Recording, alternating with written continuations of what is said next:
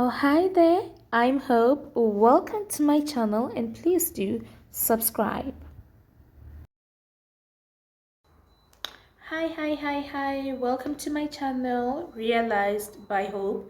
My name is Hope, but you can also call me by my nickname, which is Sabrina. So today I have a video for you about things I wish I knew before going to university or college.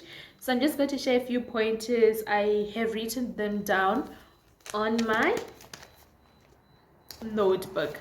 So I'm just going to read all of this because I did not want to forget anything and miss out anything. And thank you so much for tuning in. Please do consider subscribing. Please do like this video, and please share your thoughts on the comment section. I'd love to interact with you. So first up, I have academics. Time management skills like balancing classes and assignments and social life. This is definitely one of the things that I definitely wish I knew before I came to college. I personally am in college, but if you're in uni, girl, you need the same advice, you need the same tea. So I wish I knew about the time management skills. It's not like in high school where you have a structured day. You know that you're going to school at this time, your parents drop you off, your transport drops you off, they pick you up, you go home. Child, you have all the freedom, so you need to know how to manage your time wisely. You need to know how to balance your class lectures time. You need to know how to balance your assignments, do them on time. Because girl, you'll get a zero for not submitting your assignment, like a zero. So make sure that you actually balance your time and learn how to manage your time wisely. Know when it's time to have fun. Definitely do socialize, but also you need a schedule. That's what I'm saying. You need a schedule. And next up, study habits. You need to develop effective note taking. So in terms of note taking, the T is don't copy the slides. Don't copy the slides. Don't copy everything your lecturer is saying. Girl, you can be going like this the whole time. So don't copy everything your lecturer is saying, or don't write everything. Don't note that down. Only note down the very important things that your lecturer say that is not in your textbook. So I do advise that you go to classes with the textbook. I advise that you look at the slides and when your lecturer is talking about it. Compare the two. If he or she mentions something that is not on the slides and that is also not on your textbook, those are the things that you note down. You don't just note down everything and you do not copy the whole textbook. Child, don't go home and that past skill that you used for writing everything into your own notes. Maybe if you're doing mind maps and obviously other study methods that do not require you copying out your whole textbook into another book, perfect, but do not try that.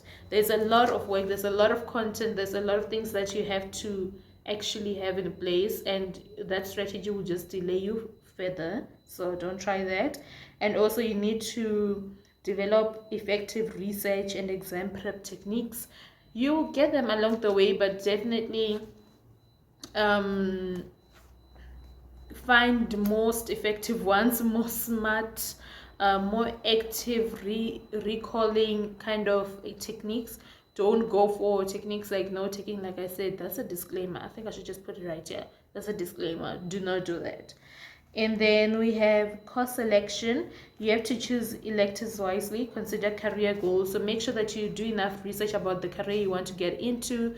Are you in the right degree? Are you studying the right course? It might be a high certificate, whatever it is, but are you studying the right course, going towards that degree? Is it accredited?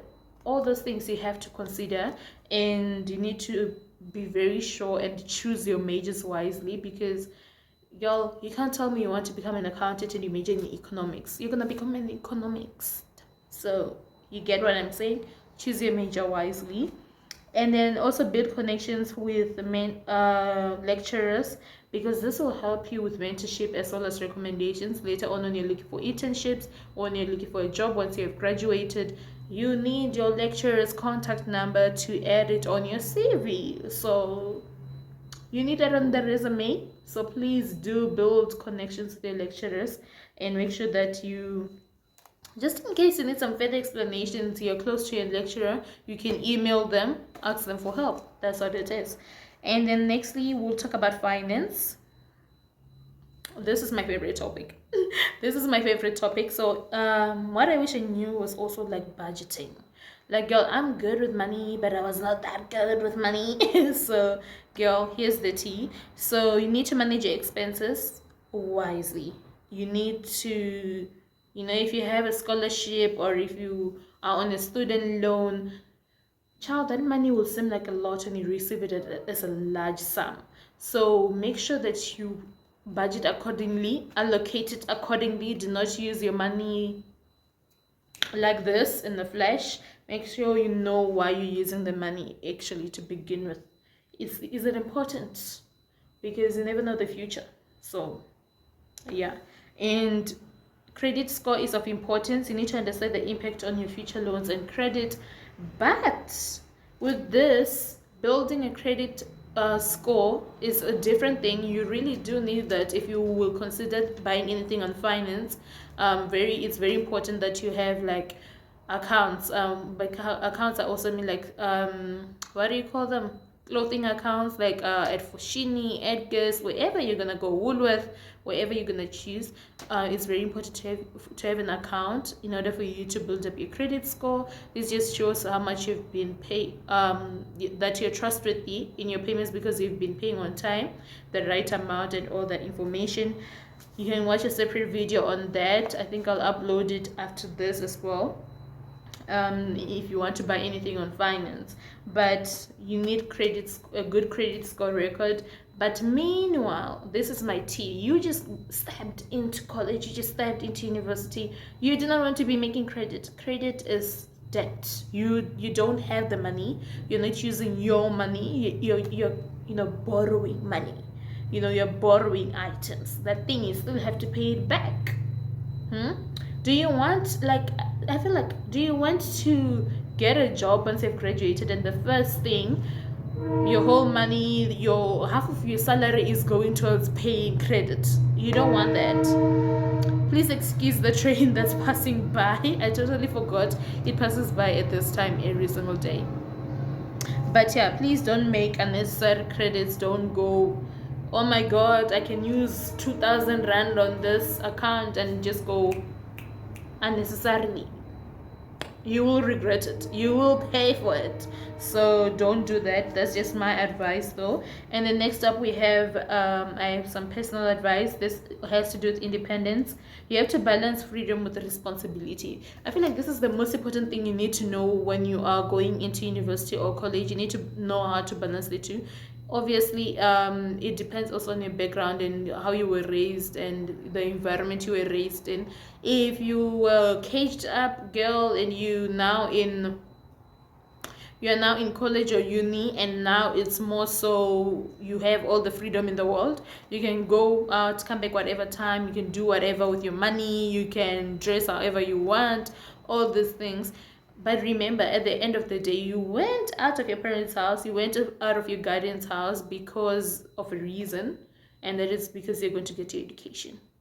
So make sure you get your education. So make sure you have that like good balance between your freedom and your responsibilities. You are responsible to make sure that you pass. You are responsible to make sure that you take care of the accommodation you're at. You're responsible to take care of yourself. First of all, you're responsible to take care of yourself. So if you're going out at night and all that, you don't have any safety precaution measures, you don't have any transport to come back, you're like, oh, no, I'll figure it out when you come back, I'm just going out with a gang.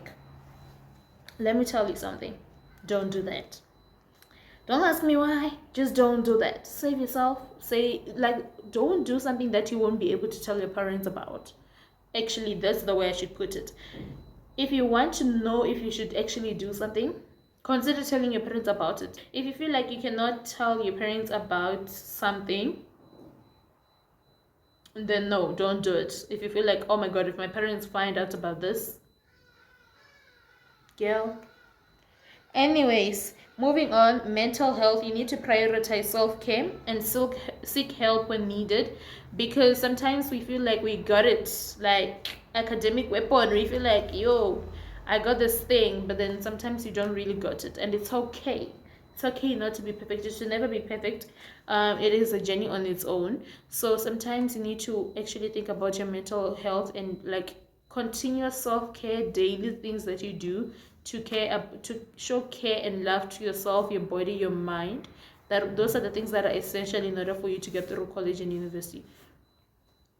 If you go to TikTok, there are multiple videos of students crying after writing a test, students crying because they failed the module, students crying because they failed in the first semester and they're going back home.